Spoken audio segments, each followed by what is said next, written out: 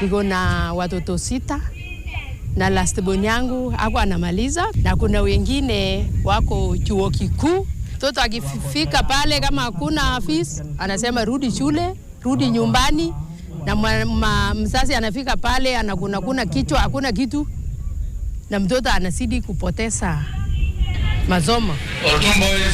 Wamepata milioni 7. County bursary isidi kukuja kwa sababu imetusaidia.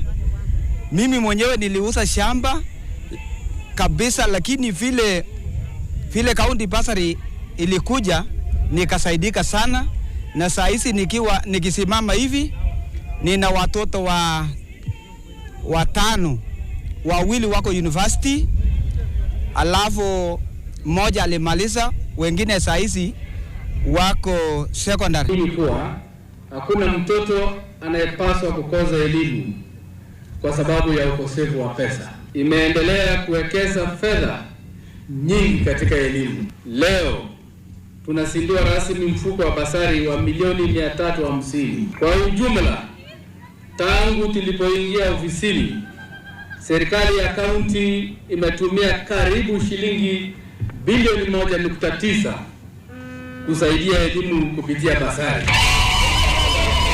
Watoto wengi walikuwa wameacha shuleni, wengine wameozwa mapema kwa sababu ya ukosefu wa karo. Hatubagui kuwa iwe ni wale wanasomea hapa West Pokot peke yao, hata wakisomea kaunti zingine wananufaika.